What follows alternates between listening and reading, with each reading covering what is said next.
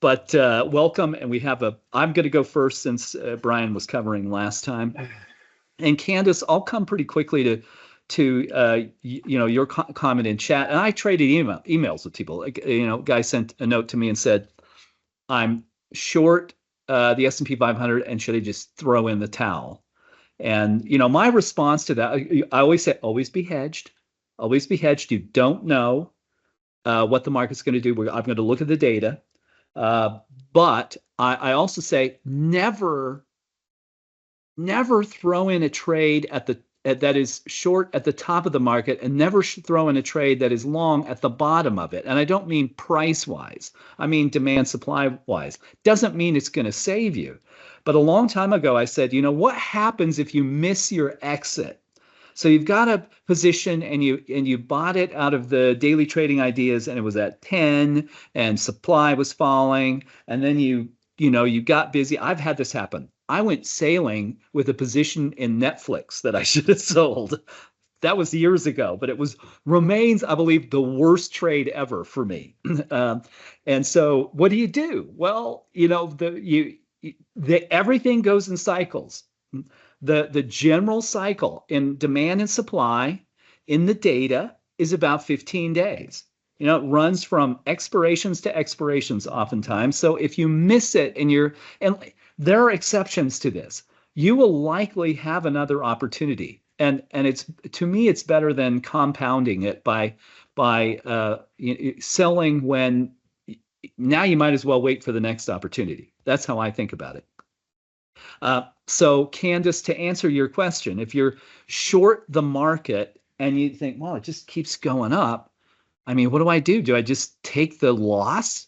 My view is always look at the big things: broad sentiment, context, divergences. And I will come to that. Let me share my desktop.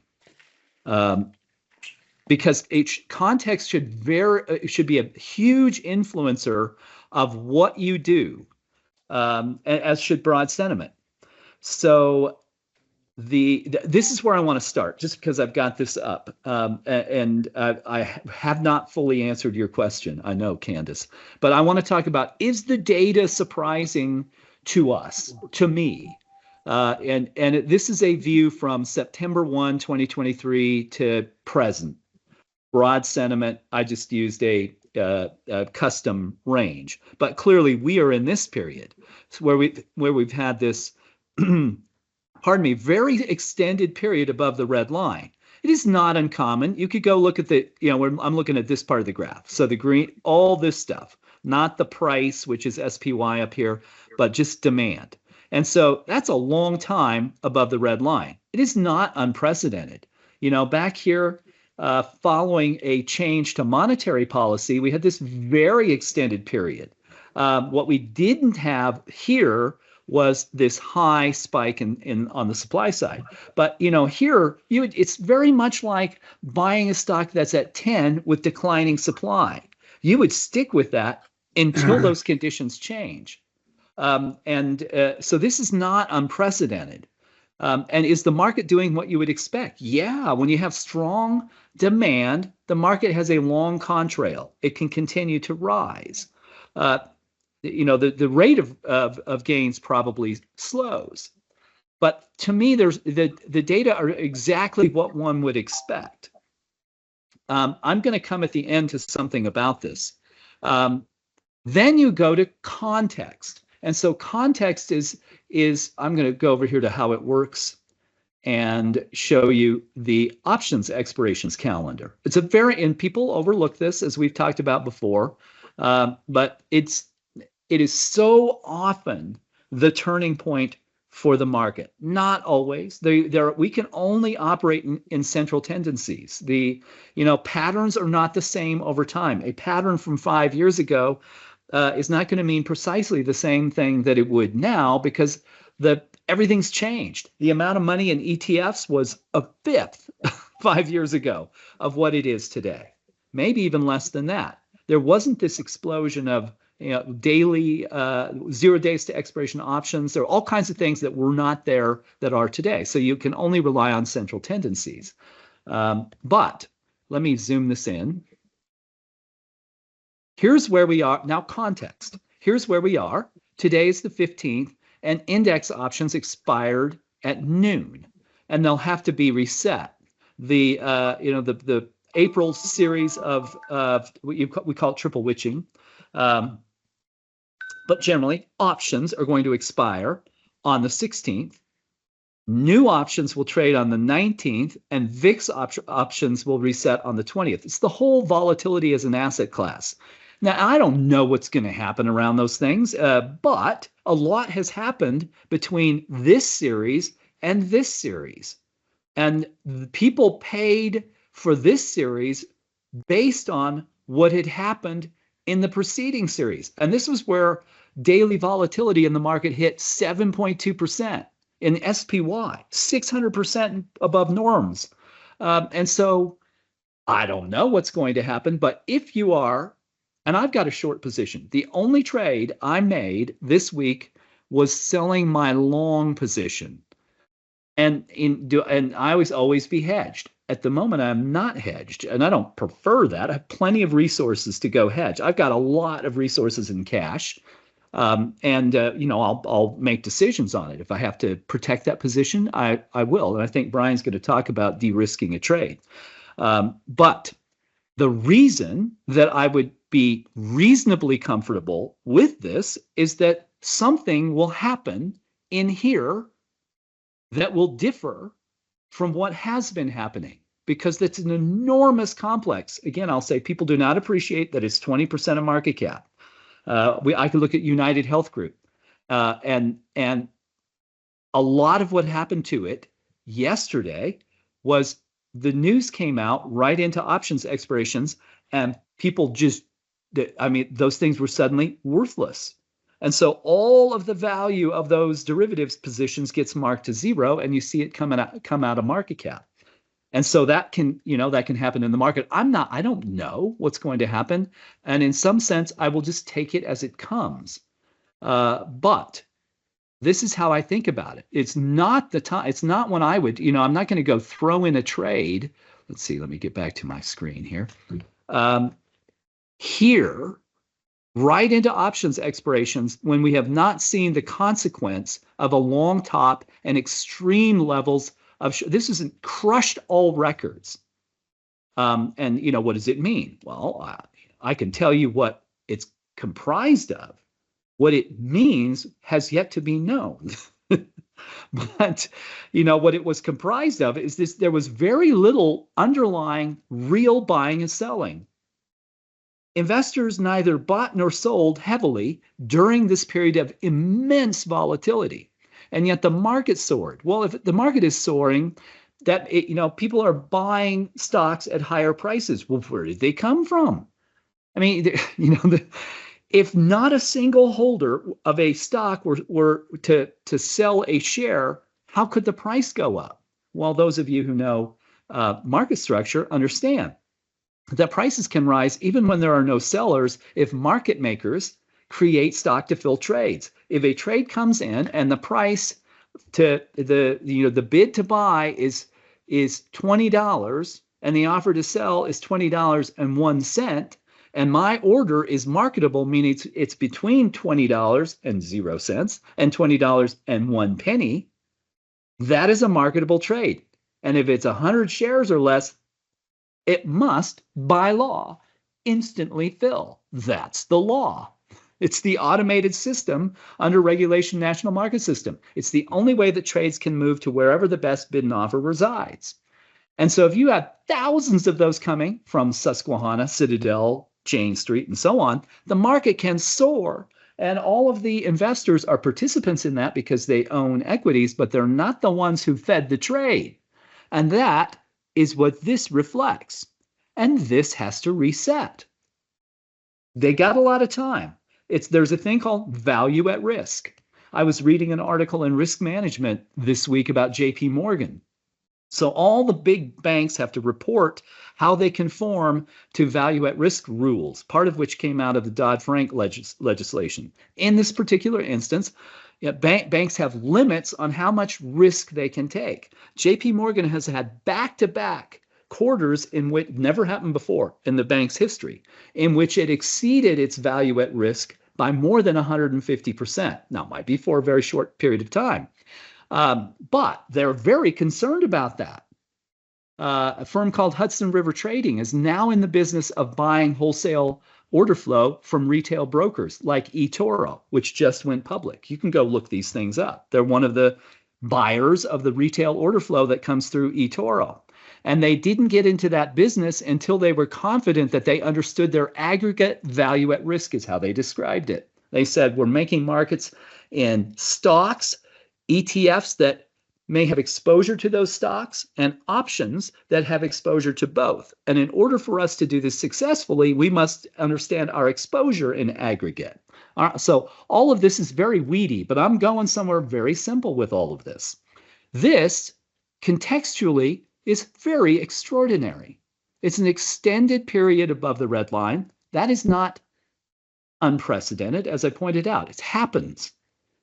This is the highest level ever. This may be the highest point at which the market has benefited to the upside from created liquidity. It's how meme stocks work. I have described this before, that GameStop went up, whatever, 1,000%, in large part because retail investors put in marketable trades and they all got filled. The problem with it is it must always reset. Now, I don't know how that's going to work out. The whole market isn't a meme stock. On the other hand, it could manifest those characteristics. And so if I'm looking at this, I would say, well, I'm certainly willing to see what happens through Wednesday. I don't know, but I may hedge myself tomorrow because you don't know over the weekend some deal occurs. You have to be prepared for those things. But that's my answer, long-winded, Candace, that under these conditions, if this has been unprecedented and it has produced one of the, perhaps, it's the biggest snapback in the market since the pandemic, I am going to watch to see what happens. Speaking of which, if you look, and Brian and I talk about this all the time, as do other members of our team, we're always looking at the data and saying, well, what does it look like? It's as I said, it's difficult to say. If you looked at the pandemic, there was a very extreme move in short volume and a very extreme move in the markets. Is this the same? Well, not to me. Now, it could be. I mean, you could say, well, maybe this is another one of these. Could be. To me, it's improbable. I mean, what fed this was a tidal wave of money inflating all risk assets, including equities. Look at Snap, the stock. I was trading notes with the IR team there just an hour ago, and you go back and look what happened to Snap in this period of time and where it is now. Oh, that's an enormous inflationary event, and it happened to a lot of stocks. Do I think the same conditions exist here? No. If anything, tariffs are not inflationary, they're deflationary, as all taxes are. Taxes don't drive up prices. Taxes inhibit people's spending. What happens if you don't spend as much? Prices come down. I do not think there is a massive inflationary influence in the equity market. I think, to me, and again, I share these things because that's what we do. We're going to share our thoughts and our views of the data with you because, maybe some of it will be helpful and maybe some of it won't be.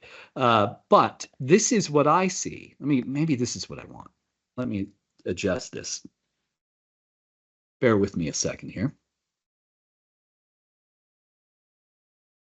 Let's do this. Here, to me, I still say this is the better comparative, and depends on where we are in the equation, and it doesn't necessarily mean it changes what I do, but it's certainly a factor in my thinking. If I look at, I got to back it up a little bit further. It's going to have to be 5 years. Keeping in mind that we have gone from, let's say in the financial crisis of 2008-9, there were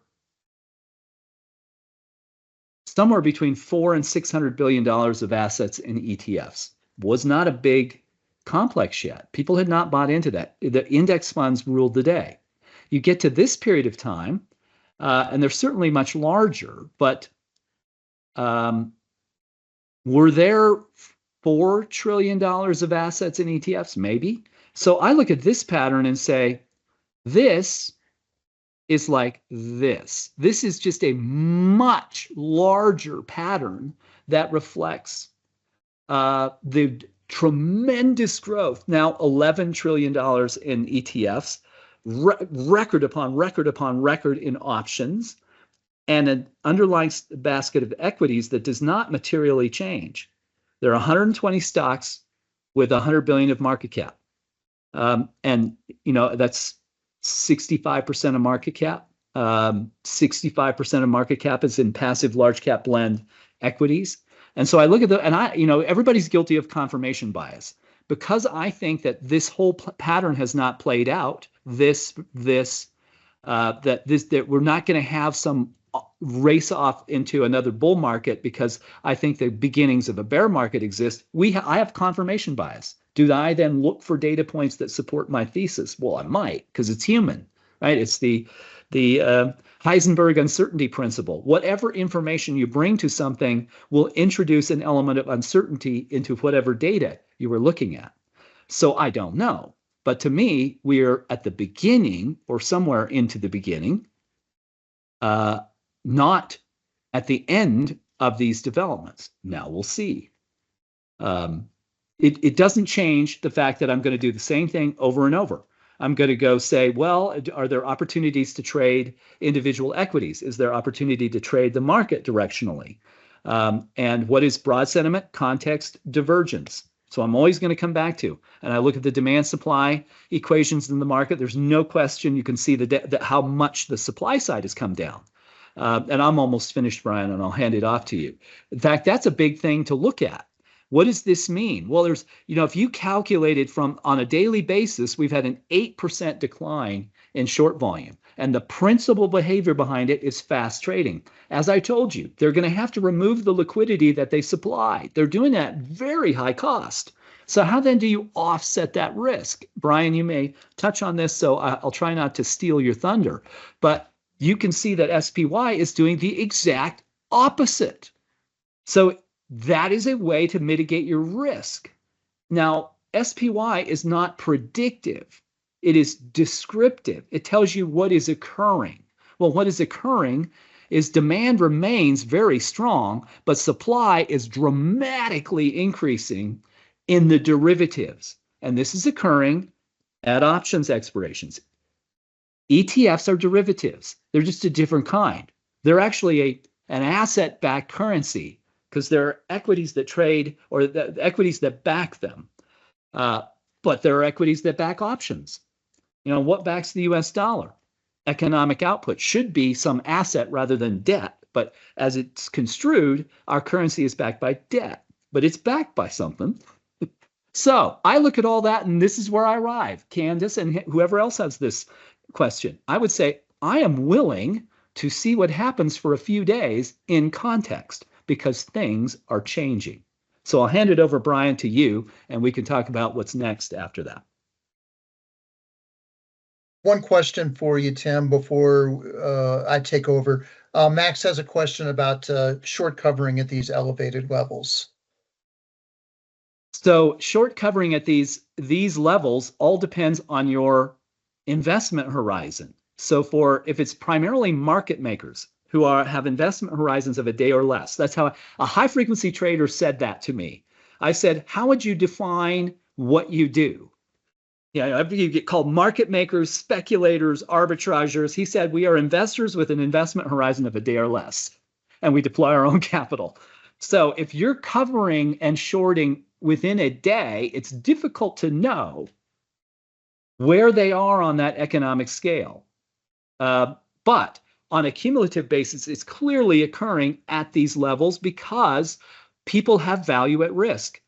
Things like that don't happen because it's an investment choice per se.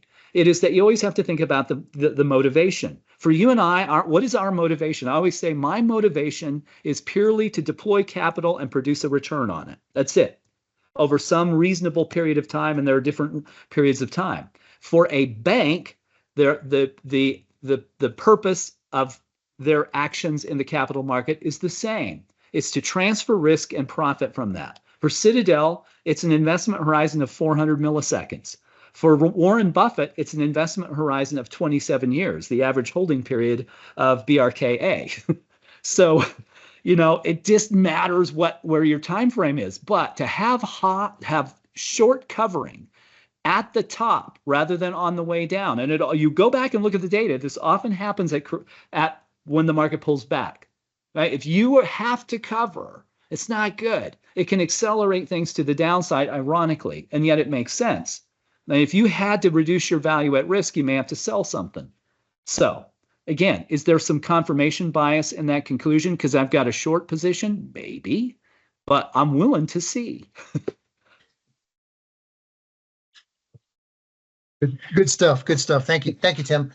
I did want to share a couple of updates. I wrote about a couple of them the last couple of days, and it's a little easier, I think, to see it visually rather than just see the words. Sometimes it's hard to take in what somebody's writing about.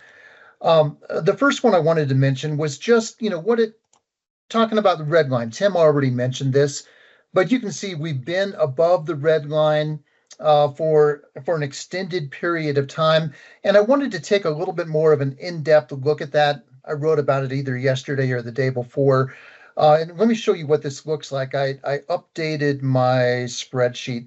And what this spreadsheet does for those that are new, I promise I won't take you through the whole thing, but it's looking at the last 5 years. It looks at, when did we move through the red line? When did we move back out of it? What was the return during that time frame? How many trading days were we above the red line? What was the return 2 weeks afterwards? And if we look at that, and it covers right now 5.5 years, and I'm going to show you some outliers here in just a second, but those returns above the red line, it's about 40 basis points. So on average, that's basically where the market goes to die. The returns fizzle out at that point. We spend about 9 days above the red line, and there's exceptions to the rule, of course, but on average, that's where we're at. 2 weeks afterwards, what are the returns like? About 50 basis points. Now, we are in an extreme outlier right now. There's no other way to say it. So I went through that data. I pulled out some of the best returns, some of the worst returns, and some of the times where we spent extended periods above that red line. This is where we're at right now. We're 17 days into it, returns of 11%. Now, if you look at some of these outliers, the only time we had similar performance, that was coming out of the pandemic. So we came out of the pandemic, we ripped to the upside, 15% gains. We were 17 days above the red line. The record that I could see was, once again, pandemic trading, 25 days above the red line. One of the other records was kind of circling through that bear market in 2022, we had 24 days above the red line. So you can see we are in outlier conditions, however you want to look at it. I'm going to circle back to a slide that I've shared a couple of times, but it's okay to review a couple of these things. This is what Tim was showing earlier in 2020 when we did have the recovery. Just this was the double sentiment top back in 2020. This was the huge increase in short volume that kind of spurred that double sentiment top. Once again, that was 15% returns as we went from red line to red line back in 2020 trading. And I wrote about it a little bit this morning.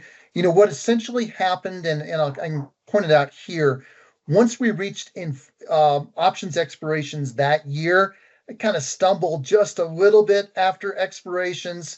eventually went higher. And then, of course, during the rest of the year, we also continued to move higher. Obviously, apples to oranges comparison, right? Tim already mentioned it, just the huge influx of capital that was occurring at that particular time. Once again, with 2022 trading, that was very different. We had these moves lower, then we'd have a move higher, then lower, then a move higher, then lower, then a move higher, and it was just an extreme wrestling position throughout the year. And I'll take you to a comparison that I did. I think I shared this with you last time, and Tim kind of showed you part of this already. This is a possible this is a possible comparison. Once again, we all whenever we look at the data, we have to look in central tendencies. But this was that initial move higher for short volume back in 2022. It eventually moved, much higher from that point before the bear market, really ran out of steam. This first step higher was about 15%. We ultimately went about 25% higher from those lows to the highs. And this slide deck, I did not update. This is as of last week, but that's that movement high so far that we've seen. And at that point, that was about a 21% increase. But just food for thought. Are we at that beginning stage? Could we have another move higher, later on? Not sure, but it's certainly something to think about. I wanted to move over to SPY for a moment, and we've kind of talked through this a little bit in previous presentations, but as a general rule, when the market is coming under pressure, that's when sentiment is going to hit one. In other words, just get fully washed out. You see it back in 2018, sentiment hitting one repeatedly during the course of the year. I just added this slide today. I wanted to see what was happening with 2020 trading. Predictably, sentiment got fully washed out. This was, I forget what that number was, 34% decline, I think. So sentiment got fully washed out. As the market recovered, note what happened to sentiment. We never hit one again. 2022, a bear market, we're continually hitting one during a bear market. Bull market 2023, we're never hitting one during a bull market. Same thing during 2024, never hitting one. What are we seeing so far this year? Is it a bull? Is it a bear? Is it some type of correction? Well, we got fully washed out once, we got fully washed out a second time, and we're starting to see a little bit of that volatility that sometimes we see in those bear markets. Look at all those moves higher and lower. I mean, we're just going to have to see how it plays out. It's been an extraordinary run, as I mentioned, to take us to this point. In the middle of this double sentiment top that we're currently experiencing. Once again, you have to go back to the pandemic to see that type of trading. Right again, when we mention pandemic trading and you're making a comparison to that, we're talking about extreme outliers. Just want to make sure that I'm covering what I had on my list. Let me share with you one of our portfolios right now. We haven't talked about this for a little while, but sometimes some of the best things that can happen are things that you're able to avoid. And if you look at what I mentioned by things to avoid, look at what's happening. I got to move this for a second. It always gets in the way. So on a weekly basis, what's the worst performers right now? Well, that would be healthcare. Is that predictive in terms of could we have avoided that if we were in healthcare stocks? I think so. Look at demand for the big companies, and what I do with the big companies is I just drop the top ones by market cap into those because sometimes they give me a little bit clearer idea directionally where things might be going. But look at that rapid sentiment fade for those big companies. It gave us a little bit of advance notice that, hey, that right now is something to avoid. And we've certainly seen the repercussions in the market. Tim did mention the de-risking, or what can you do to de-risk a trade? And I'll probably bring Tim back into this discussion here in a moment, but I'll just share with you a couple of ideas. What I'm looking at, I do a lot of trading in our momentum portfolio. Sometimes I'll go to low volatility. If I'm able to watch a trade, and let me give you an example. I had to pull the plug on this one today. KNX, I was in a small position there. You can see that intraday volatility is about 3.5%.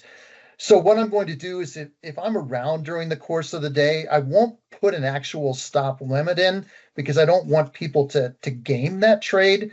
But I'm going to mentally, in my mind, I'm like, okay, 3.5% is its full volatility. Am I willing to let it go 3.5% lower? If so, it's usually not going to go much lower than that. So that's one way that I'll de-risk, is I'll look at the volatility, and I'll try to incorporate 70 to 100% of that. Sometimes you can't take the full volatility. If you're trading momentum names, I can't take 9.4% for ENPH, but you can take a percentage of that. And like I said, mentally, I'll just kind of keep track of that, and then be aware of how much I want to put at risk. So that's one way that I'll take it, is just looking at the volatility itself. Tim does a really good job with this, with directional trades. So if you're looking at movement right now, and he did a great explanation, where we are from a broad market perspective. If you're taking a short position right now, one way to de-risk that trade is to take both sides of it. And just an example of that would be, and these are leveraged trades, but buying SPXU and SPXL at the same time. So then you're able to capitalize on both sides of that trade. What I will do sometimes as well, if I think the market's going to move lower, but I don't know the exact timing of it, because it's very hard to know the exact day that something's going to occur. I took a short position around month end. Why did I do that? Well, we were very, very stretched at that particular time. Sentiment then had stopped moving higher, and short volume was moving higher at the same time. In my mind, I was like, okay, well, this market could fade from that point going forward. What I did is I moved into the position slowly, not knowing exactly when that would occur. So that's one way that you can de-risk as well, is just kind of take it slow, and you can just move into that position over time, do a little bit of dollar cost averaging if you need to. And also you can look at your position sizes. Once again, if you don't know when something is going to happen, well, don't throw everything in at one time. Start it slowly in terms of that position size. And to me, that helps me not to get burned sometimes with those types of trades. So I'll stop there for a second. Tim, if you have any additions to the de-risking, that would be helpful. No, it's exactly what I do. And your biggest risk will come from playing volatility. You have to volatility can move on you suddenly and violently, and it's hard to hedge it. If I'm trading volatility like UVIX, so leverage long the VIX, I'll often hedge that with SVOL, which is short volatility. And then you just never know. You never know what's going to happen. That's, on Friday the 9th, I bought a pretty long levered position, because you just never know what's going to happen over the weekend. And that I have gotten rid of, because the market did go up. But you always want to have that protection. My cautionary note is, the thing that will cost you are volatility plays. You can be, like, oh man, I'm making money hand over fist, and then wham, you can get hit. How do I know? I've had it happen, right? So Hmm. you have to be careful with those. But the beautiful thing about being long and short, just as Brian said, is you say, well, how would I make money if I'm long and short? That's how Citadel makes money. That's, they are almost always 50-50. Well, you say, well, how would I make any money? Well, you take the little gain on each side and you keep adjusting it.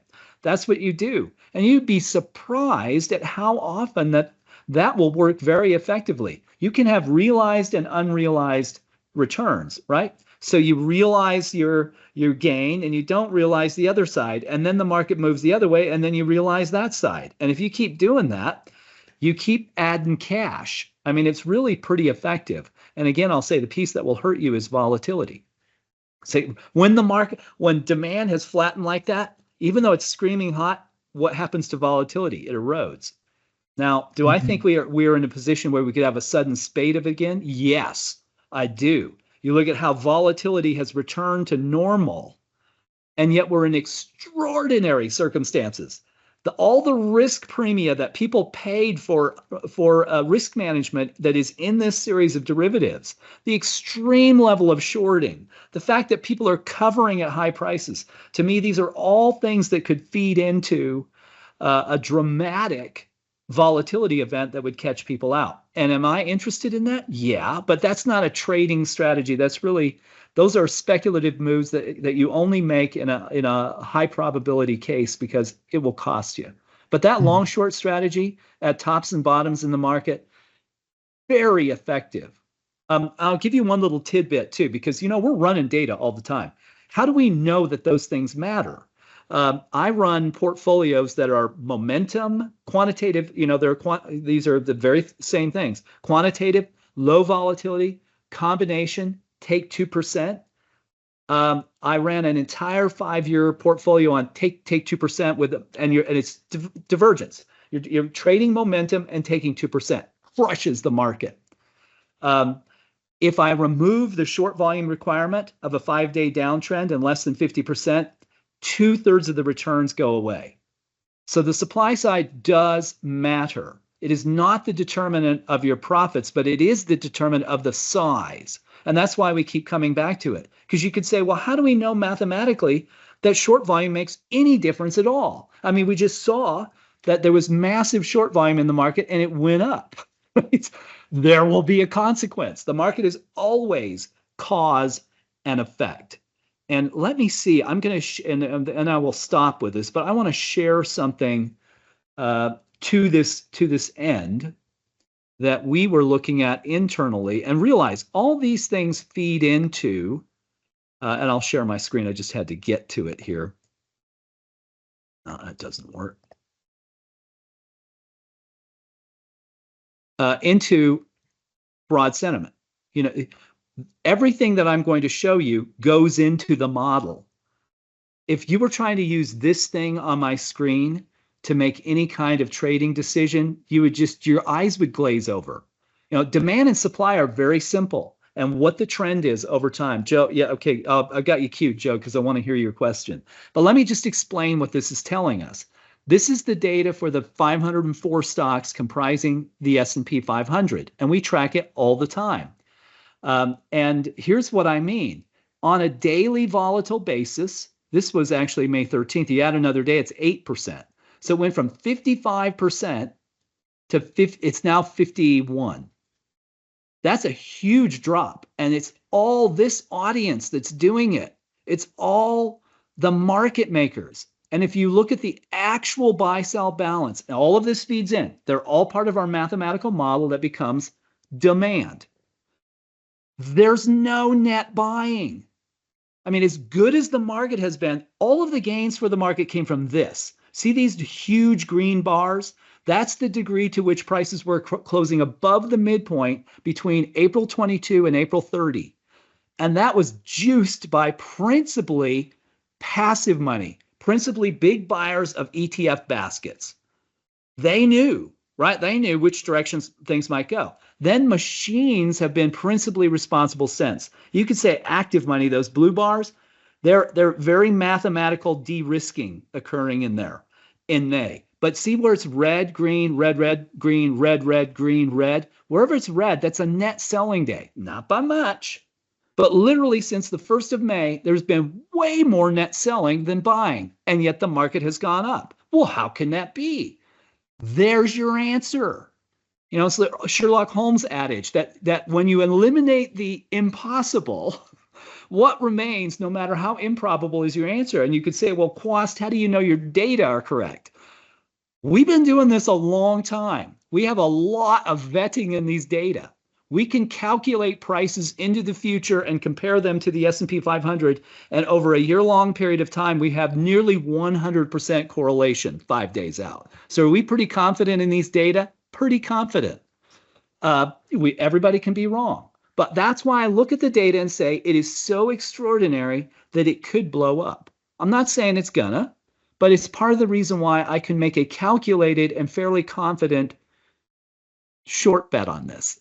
Only because we've had this extended long run, we had the high short volume, it's options expirations, and there is no underlying engine to me. Everything can change. You never know. This only is viable. It only has merit for 5 days, even less now. 1, 2, 3, 4. Yeah, 4 days left, and we'll see. But this is why I assert the things that I do. I'm not making it up. We're looking at the data and going, well, you know, that's what we see. That is all I've got. Okay. UVXY. Oh yeah. Do you have a non-leveraged play on that, Tim? On volatility. I was gonna look it up. UVXY is a leveraged play. Right, because otherwise you just buy the VIX. I mean, the VIX is non-levered, but I caution you, it's just it is. Even I am uncertain of the benefits of it. I'll say that. It's like the guy at point 72 saying to me, "Does alpha even exist?" Well, right. So it's like that. It's almost like you're better off just trading long and short, and you know when you got the advantage. You know, going back to this really quickly, and I don't want to belabor the point, but you know, when it's definitely the speculative part of your portfolio. Very much so. Yeah. Very much so. I mean, if you levered into anything, oh, Joe, and I haven't, yeah, I'll give you the floor. Sorry about that. Into the S&P 500. So let's say SPXL, when we drop below the green line, the probability that in a number of days, 4 or 5 days, you have a significant return is extremely high. Whereas you don't know that the volatility trade will do that for you. It did. I bought both there, and I got a really nice return on it, but it could also cost you big time. By the same token, if you're at month-end options expirations and you're peaked and you've come off of this big supply spike, am I likely to be short? That's why I'm short here. I mean, it didn't happen here because we've had such an amazing run.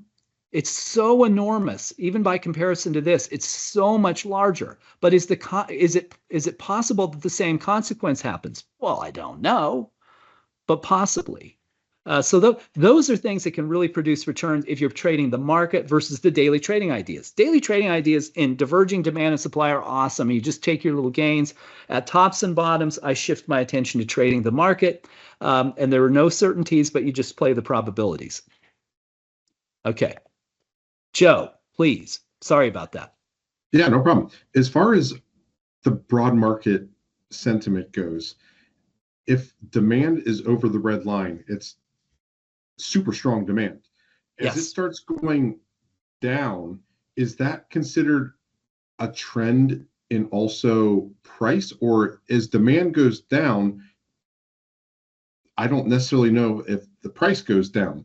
So it's like the price can still go up if demand is low, but if it gets to, at what point does the shorting really begin? Because if neutral is 5, it's almost like you really shouldn't short it until it's below 5, but then it's is the real opportunity for shorting in between 5 and the green line at 4. As far as like that's your safe spot, because you keep trying to pick the top. The demand is so high, even when it's 5.8, 5.7, that's still really high demand. So at what point does it become the shorting opportunity then, with demand being so high above neutral? And Barry Norton might I wait. saw Barry smiling. Yeah, look, if it were as simple, if it were that simple, we would simply run a correlation calc on demand and price, right? And if they were anything above, 55% correlated, that's all we would use. It doesn't, but alas, the market isn't that cooperative. It merely tells us what is likely to come, and basically when it is likely to come, usually around 5 days. But there are exceptions to that. And you're right. How do you know, for instance, if demand starts falling, that it's going to continue below 5? Because anything above 5, to your point, remains excess demand. And so, it is the so then how would we solve that? We run a lot of models and we test it. That's all that we can do, is we test it over and over. And what we've found over and over is, for instance, in the take 2%, if demand declines, take your gains. It may continue to run, but you don't know. As to shorting, Brian or Barry, if you want to weigh in, go ahead. It's particularly pronounced for me at options expirations. At any other point, to me, there is lower correlation, and it's cause and effect. It's the biggest thing to me is the market is not that's the problem with CNBC. The market is not a reflection today of what happened today. It is a reflection of what has already happened. And they will say, no, the market is a reflection on what people's future expectations are. That would only be true if the investment horizons of the money in the market were principally long-term. That is not true. 90% of the money in the market has a very short-term horizon. So therefore, the market is a reflection of what has occurred already. And to me, what has occurred will have a mean reversion. But the trouble is, Joe, you don't know, right? You don't know. Is it going to continue to fall, or is it not? That is the risk, and it's the uncertainty element, and I don't know how one can adjust for it. The only thing I would say is we've had extraordinary circumstances here, and the market reflects it.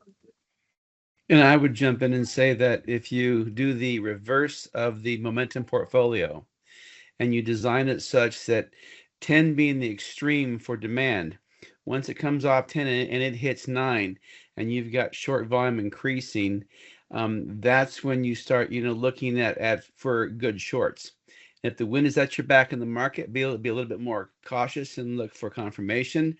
And if the market is challenged, then you can be more aggressive. But that tick from 10 to 9 with short volume rising in the negative momentum portfolio is what I've been doing. Okay. Cool. Thanks. Right. Appreciate And it it, guys. hasn't quite done that, to your point, Joe. It has not tailed off yet. And in the data,